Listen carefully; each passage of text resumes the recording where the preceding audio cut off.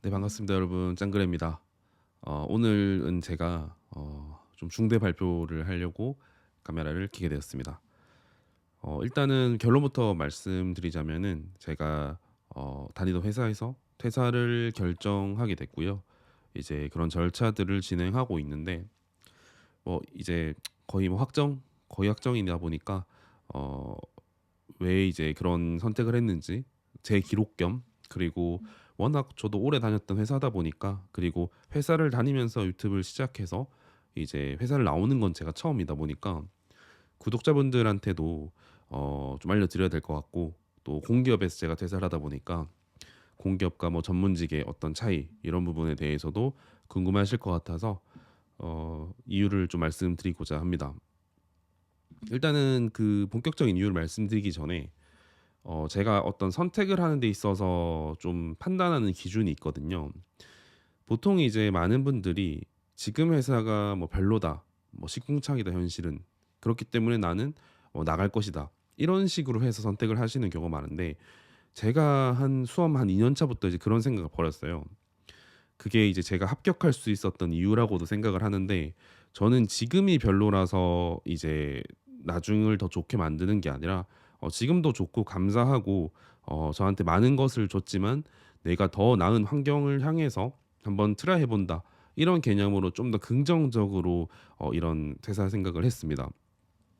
그래서 이런 이번 결정도 제가 뭐 별로라서, 회사가 별로라서 싫어서, 뭐 꼴도 보기 싫어서 나가는 게 아니라 제가 좀 더 그 미래를 보고 더 좋을 수 없을까, 지금도 좋지만 더 좋을 수 없을까, 이런 개념에서 결정을 했고요. 그렇게 저는 그 모든까지는 아니지만 많은 의사결정에서 사용하고 있는 방법입니다. 제가 퇴사가 어려웠던 이유는 결국에는 그 안정적인 직장이고, 되게 급여도 연봉도 많이 높아졌고, 제가 따뜻했어요. 사람들도 온정주의가 이제 많이 있고, 그리고 워낙 친해졌고, 저도 다른 데 경험해보지 않았고, 이렇다 보니까 제가 좀 결정하는 데 있어서 한 발표 나기 전에는 한 1년 정도 더 할까, 1, 2년 정도 보면서 나올까, 이런 생각도 했었고, 그리고 많은 분들이 그렇게 하는 것도 괜찮다, 대안으로 제시해 주셨고요. 그리고 제가 퇴사에 대해서 항상 다른 분들한테도 말씀드리는 건데, 퇴사가 답은 아니다. 막 사람들이 퇴사 브이로그도 유행했고, 그리고 뭐 퇴사하면 새로운 도전을 할 수 있고, 이런 개념으로 접근했는데, 저는 완전 반대 상황이잖아요. 이제 회사를 쭉 다니면서 수험 공부를 한 입장에서 저는 퇴사가 꼭 바람직하다, 무조건 좋다, 이런 개념은 절대 아니라고 생각을 합니다. 어찌됐든 저희가 그 누리고 있는 복지라든지 이런 급여 수준이라든지, 그리고 얼음 정수기도 없을 수 있다 밖에는, 부가적인 비금전적인 그런 부분들도 무시를 할 수가 없다. 그리고 퇴사를 하고 나면은 돌릴 수가 없다, 비가역적이기 때문에 저는 그것이 정답이 아니라고 생각을 하고, 그래서 항상 일을 하면서 공부를 하자라는 원칙을 세웠었고, 그 원칙을 제가 지키면서 공부를 해서 합격을 하게 되었습니다. 그런데도 제가 왜 회사를 그만두기로 결정을 했냐면, 일단은 가장 저한테 영향을 미쳤던 부분은 시기적인 부분이었습니다. 제가 93년 1월생이거든요. 그래서 이제 내년이면은 만 32세, 이제 한 달 지나면 32세인데, 제가 사실은 뭐 27, 8살이면은 굉장히 좀 리스키한 도전을 충분히 할 수 있고, 사실은 그때는 리스키한 도전을 해야 되는 시기죠. 이제 그런데 이제 만 32세 정도가 되면 이제는 가정을 꾸리고, 저는 좀 전통적인 클래식한 사람입니다. 가정을 꾸리고 이제 가장이 되어서 뭔가 안정적인 어떤 그런 커리어를 이어나가야 되는 그 어떤 시작점에 있다고 저는 보거든요. 큰 도전을 할 수 있는 거의 마지막 단계가 아닌가. 제 어떤 타임라인 기준으로는 뭐 만 35세, 만 36세 시즌에 이런 결정을 한다. 내가 처자식이 있는데 연봉 뭐 수천만 원을 포기하고 새롭게 밑바닥부터 시작을 한다, 이런 거는 뭐 저한테도 바람직하지 않을 수 있지만 가족한테도 해야 할 일이 아닌 것 같아가지고, 그런 시기적인 부분이 좀 크게 작용을 했어요. 저한테 인생에서 이렇게 크게 변화하는 거는 물론 앞으로도 있겠지만, 그걸 할 수 있는 시기는 아직 30대 초반 그 무렵일 때, 중반이 아직 되지 않았을 때 저는 해야 된다고 생각을 했고요. 그래서 항상 저도 그 퇴사 얘기할 때 제가 내년에 32살, 33살이다. 그래서 이제 더 이상 제가 2-3년 지나면 더 도전을 못할 것 같다.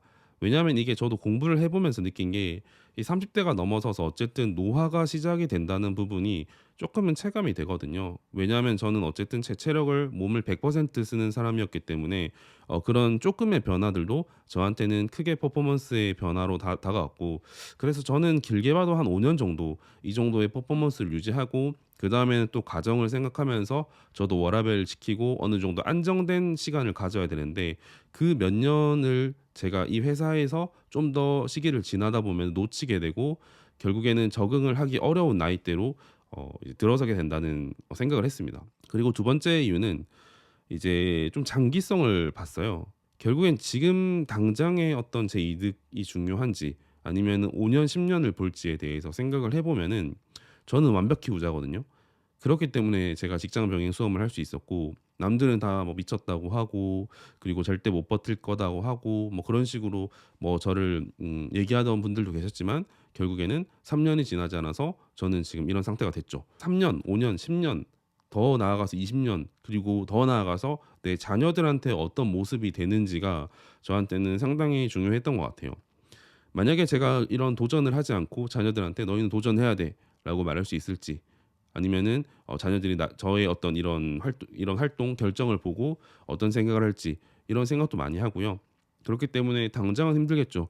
제가 연봉은 거의 최저 수준으로 떨어지기 때문에 절반 정도로 반토막 날 거고, 이제 새로운 일을 배우고 그리고 제가 어느 정도 그래도 쌓아왔던 사회적 지위 이런 것들도 다 내려놓고 새로운 직장에서 새로운 조직에서 그렇게 일을 해야 된다는 점은 단기적으로는 손실일 수 있지만, 제가 봤을 때는 한 3-4 년이 지나면은 제가 예전에 벌었던 것도 회복을 하고 그리고 더 성장세를 바라볼 수 있는 그런 시기가 될 수 있지 않을까 하는 생각이 들었고요. 제가 5 년이 지나서 '이 회사에서 뭘 하고 있을까?'라고 생각을 한다면은 크게 뚜렷한 게 변화가 없는 거예요. 물론 승진을 할 수도 있고 뭐 제가 본사로 옮겨 가지고 더 큰 일을 할 수도 있겠지만, 그게 그렇게 본질적인 차이일까? 결국에는 아주 큰 조직에서 제가 하는 부분에 대해서 그렇게 비중의 차이가 날까 하는 생각도 많이 들었습니다. 하지만 그 5 년이라는 시간을 밖에서 제가 노무사로서 성장을 하게 된다면은 사실 제가 제 사무실을 차릴 수도 있는 거고 제 자리를 충분히 잡을 수 있는 시간이라고 생각을 했습니다. 그래서 그런 장기적인 관점을 봤을 때도 결국엔 '퇴사하는 게 맞다.' 라고 결론을 내렸고요. 한편으로는 그렇게 생각을 할 수 있죠. 이제 회사에서 성장을 할 수가 없는지, 뭐 회사의 교육 프로그램이라든지 뭐 승진이라든지 여러 가지 어떤 그런 장치들이 있는데, 그런 것들을 생각해 보자면은 제가 이때까지 이 공기업의 장점을 살리면서 공부를 한 거는 굉장히 잘한 거죠. 제가 이도류라고도 얘기했고, 이런 어떤 양면적인 전선을 만들어서 제가 두 가지 월급이랑 공부를 다 취하는 전략을 하는 게 굉장히 어떻게 보면은 위험한 전략 같지만 또 결과적으로는 되게 안정적인 전략이었습니다. 근데 이제 그런 점진적인 이런 양면 전선을 이렇게 만들어 가지고 두 가지를 동시에 하기에는 상당히 어렵습니다. 예를 들어서 제가 퇴근해서 수험 공부를 하는 거랑 퇴근해서 노무사 업무를 보는 거, 물론 겸직이 안 되기 때문에 당연히 안 되겠지만 노무사 업무를 공부하는 것 자체를 보자면은 제가 나가서 3-4 주만 해도 여기 안에서 제 스스로 공부하는 거에 비해서 훨씬 많이 배울 겁니다. 그렇기 때문에 이런 점진적인 이도류의 한계가 이제 보입니다. 그래서 저도 이제 리스크를 지지 않고 공부를 했던 시기와 달리 제가 이제는 정면으로 모든 리스크를 받아내고 바깥에서 정말 정면 승부를 해야 되는 그런 시기가 온 거죠. 그래서 저는 그런 부분이 제 승부수라고 생각을 합니다. 이제 일을 하면서 공부하던 시기가 아니라 정말 나가서 내가 일로서 일도류로서 승부를 봐야 하는 시기라고 봤고요. 그래도 제가 두 가지를 했던 사람이기 때문에 저는 항상 직장 병행 수험이 이 좋은 노무사가 되기 위한 선결 조건이라고 봤거든요. 뭐 직장 병행을 안 한다고 해서 나쁜 노무사가 되는 게 아니라, 제 스스로의 원칙은 어쨌든 노무사 업무가 지금 공기업 업무보다 두세 배는 힘들 건데 내가 과연 이 직장 병행 수험을 이겨내지 못하고서 노무사, 훌륭한 노무사, 돈을 잘 버는 노무사, 부가가치가 높게 생산될 수 있는 그런 노무사가 될 수 있느냐 했을 때는 저는 그렇지 않다고 봤습니다. 그리고 수험이라는 테스트를 제가 어쨌든 합격을 했기 때문에 그러면 나가서도 어느 정도 버틸 수 있겠다라는 생각을 했고요. 그리고 이제 네 번째 이유는 좀 유리성인 것 같아요. 제가 사실은 그 취업 준비를 할 때 어떻게 보면 상당히 불리했죠. 왜냐하면은 제가 가진 스펙도 없고 물론 뭐 학교는 좋았지만 제가 20대 때 워낙 방탕하게 살았기 때문에 게으르게 살았기 때문에 아무것도 가진 것이 없이 경쟁을 했어야 됐습니다. 그래서 저도 수십 번을 떨어지고 회사에 붙게 됐는데 지금은 좀 얘기가 다릅니다. 제가 직장 병행 수험을 할 때는 상당히 어려웠지만 그 전업 수험생이 3-4년 동안 공백기를 가진 거에 비해서 저는 이 순간 모든 순간에서 공백기가 없었어요. 그렇기 때문에 저는 수험에도 합격을 하고 기업 경험도 있는 사람, 그리고 그 순간에 저는 이런 유튜브 채널도 10,000명 정도까지 키워냈죠. 이제 이런 부분들이 다른 노무사들이랑 비교했을 때 물론 어떻게 생각하실지는 모르겠지만 제 스스로는 경쟁력은 충분히 있다고 생각을 합니다.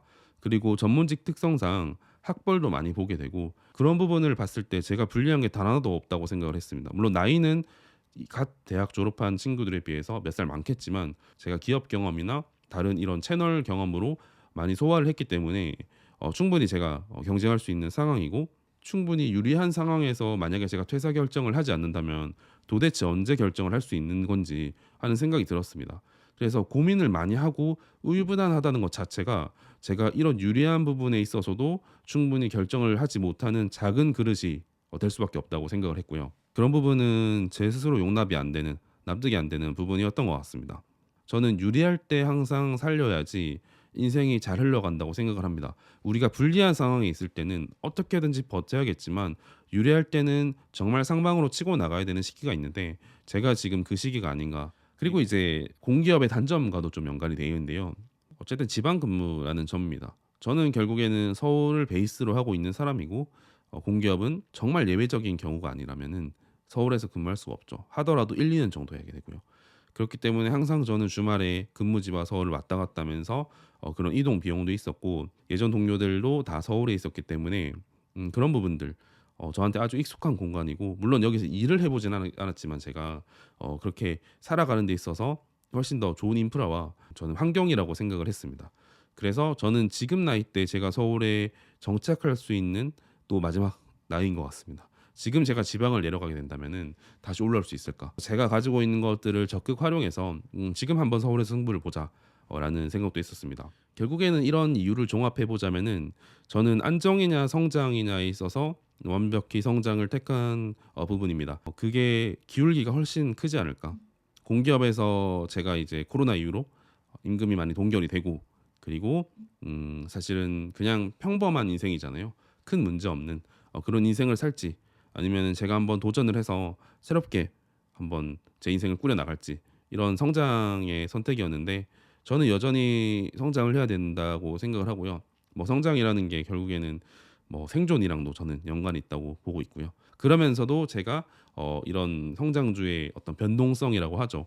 그런 것들을 좀 해지하기 위해서 제 스스로도 공부만 한 것이 아니라 뭐 투자라든지 여러 가지 그런 부분들도 계속해서 일어나왔습니다. 그래서 이런 준비를 통해서 제가 사실은 몇 년 정도를 준비를 했죠. 정말 오랫동안 서울에서 벗어나서 살았는데 사실은 이런 게 되게 비현실적이었어요. 맨날 상상하고 맨날 원하면서도 사실은 이제 끝에 오니까 이게 정말 진짠가? 정말 내가 올라오나? 준비를 하면서도 그렇게 생각이 들더라고요. 실감이 안 나고. 물론 이거는 이제 제가 실제로 올라오고 며칠 있으면은 그냥 그때 기억은 다 사라지겠지만 그래서 지금은 회사를 좀 정리하고 있는 입장이고요. 일도 열심히 하고 있습니다. 마지막 일이 좀 많더라고요. 그래서 일도 하고 인수인계도 하고 동시에 서울에 올라올 여러 가지 준비를 하고 있고, 제가 다닐 법인도 준비하고 있고, 그리고 수험 전략 같은 것들도 제가 또 알려드려야 되기 때문에 정말 사실은 수험할 때보다 준하게 바쁘지 않나. 그리고 송년회도 있고 송별회도 있고 여러 가지 그런 스케줄이 많은데, 어쨌든 저는 이렇게 퇴사를 결정하게 됐고, 참 이게 퇴사라는 게 저도 그 한 번도 안 해본 거기 때문에, 잘 다니고 있던 데를 제가 끊어버리는 건 처음이기 때문에 저도 많이 좀 미숙하고, 하지만 이제 시간은 다가오고 있고 제가 결정을 했기 때문에 나아가야 되는 부분이라고 생각을 하고요. 다행히도 회사분들은 응원을 많이 해주십니다. 뭐 여기 있을 사람이 아니었다 이런 말씀도 해주시고, 너의 설명을 들어보니까 맞는 것 같다, 내가 하지 못하는 선택을 해서 너무 부럽다, 멋있다, 이런 얘기도 많이 해주셔가지고 제가 그래도 회사에서 그렇게 나쁘게 살진 않았구나 하는 생각은 들었습니다. 그래서 저도 잘 마무리하고 잘 올라와서 이제 이 스튜디오도 많이 변화를 할 겁니다. 좀 더 좋은 모습으로 여러분께 인사드릴 수 있을 것 같아요. 더 자주 인사드릴 수 있을 것 같고 그래서 어쨌든 이렇게 나오게 돼가지고 여러분들한테 이유도 설명드렸고 저 스스로도 이제 기록하고 나중에 후회될 때쯤 이제 후회하겠죠. 어느 정도는. 그래서 이런 영상을 보면서 아 그래 이 생각으로 내가 했었지라는 개념으로 한번 촬영을 해봤습니다. 그래서 오늘은 여기까지 말씀드리고 또 더 좋은 콘텐츠로 돌아오도록 하겠습니다. 새로운 도전 기대가 되고 많이 응원해 주셨으면 좋겠습니다. 감사합니다.